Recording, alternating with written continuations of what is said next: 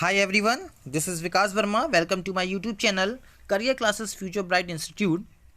बच्चों, आज मैं बीहाइव के पोइट्री का first chapter the road not taken पढ़ाने जा रहा हूँ, which is written by Robert Frost. इस चैप्टर को पढ़ने से पहले मैं आपको इस कविता के बारे में थोड़ी समरी बता दूँ कि कवि ने अपने भाव को व्यक्त किया है. और क्या भाव को व्यक्त करते हैं वो कहते हैं कि मनुष्य के जीवन में एक ऐसा पड़ाव आता है जहाँ पर मनुष्य को दो रास्तों में से किसी एक को चुनना पड़ता है, और वही रास्ता आगे चल के फ्यूचर में ये बताता है कि उनका लिया हुआ डिसीज़न या उनका चुना हुआ वो रास्ता वो उनके फ्यूचर में बिल्कुल सही था या गलत था. तो वो अपनी इस कविता के माध्यम से वो बताना चाहते. तो आइए बच्चों, हम देखते हैं कि उन्होंने अपने इस स्टेंजा में क्या बताया है. देखिए, जैसा कि लिखा हुआ है, two roads divorced in a yellow would.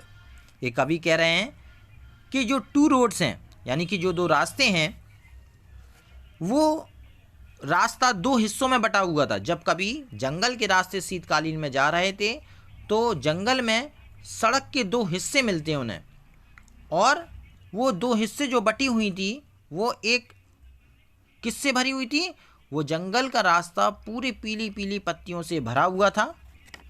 And sorry I could not travel both. और कवि कह रहे हैं कि वे दोनों रास्तों पर एक समय में नहीं चल सकते. And be one travel long I stood. और केवल मैं ही एक यात्री था. मैं काफ़ी देर तक वहाँ खड़ा होकर सोचता रहा. And look down one as far as I could. और मैं उस रास्ते को देखता रहा, उस सड़क को जितनी दूर मेरी आंखें जा सकती थी मैं उसको देखता रहा. To where it bent in the undergrowth. और वह रास्ता कहाँ तक वो देखते रहे? वह रास्ता घनी झाड़ियों और पौधों में मुड़ गई थी, इसलिए वो उस रास्ते को अंत तक देखे चले जा रहे थे. Then took the other as just as fair. कभी दूसरी सड़क पर चलने का निर्णय करता है जो ऐसी नज़र आ रही थी कि उस समय पर जैसे उस समय उस सड़क पर कम यात्रा की गई हो. And having perhaps the better claim. यहाँ इस कविता में कवि के पास एक स्वतंत्र भावना है और वह ज़्यादा चलने वाले रास्ते पर नहीं चलना चाहते. वह एक भीड़ भाड़ वाली रास्ते पर नहीं चलना चाहते. वो चाहते हैं कि वो एक ऐसे रास्ते पर चले जिस पे कम लोग चले हों. Because it was grassy and wanted wear. क्यों वो इसलिए नहीं चलना चाहते थे उस रास्ते पर? क्योंकि ग्रेसी, इट वॉज ग्रेसी, क्योंकि उसमें बहुत घास फूस थे. एंड वॉन्टेड वियर, और उन्हें ऐसा लग रहा था शायद इस पर कोई ना चला हो.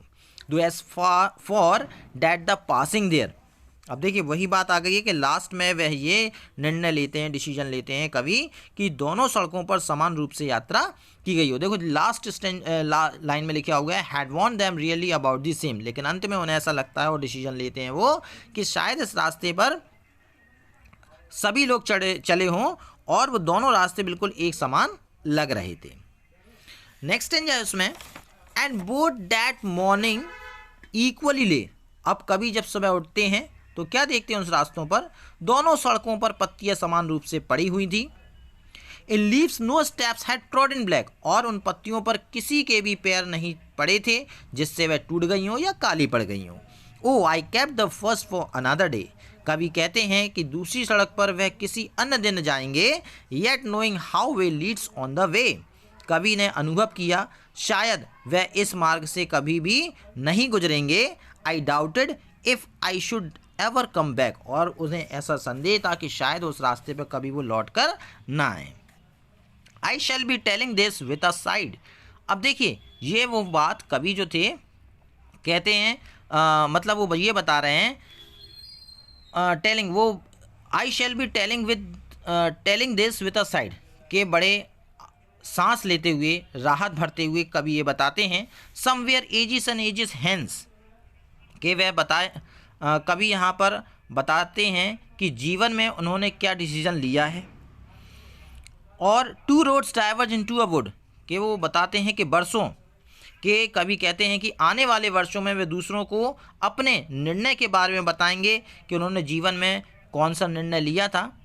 कि जब वो रास्ते जंगल के रास्ते जा रहे थे तो उन्हें दो सड़क बटी हुई मिली और उन दो सड़क पे से उन्होंने एक रास्ते को चुना जो उनके जीवन में उन्होंने प्रभाव डाला। उन रास्तों ने या उनके जो कहते हैं ना कि हर मनुष्य के जीवन में दो पड़ाव आते हैं और दो पड़ाव में से किसी एक रास्ते को चुनना पड़ता है।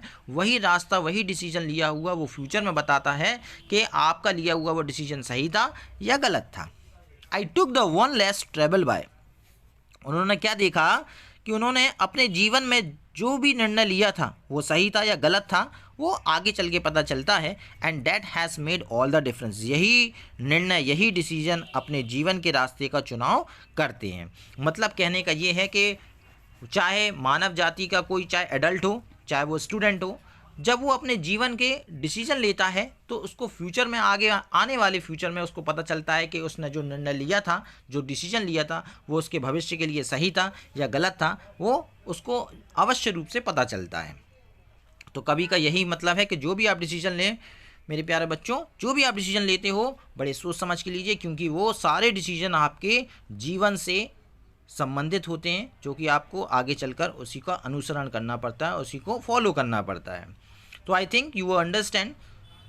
और नेक्स्ट टाइम से मैं इसका नेक्स्ट चैप्टर डाल दूंगा और उसके क्वेश्चन आंसर आपको समझा दूंगा। So I like you understand, so please like and subscribe this channel. Thank you.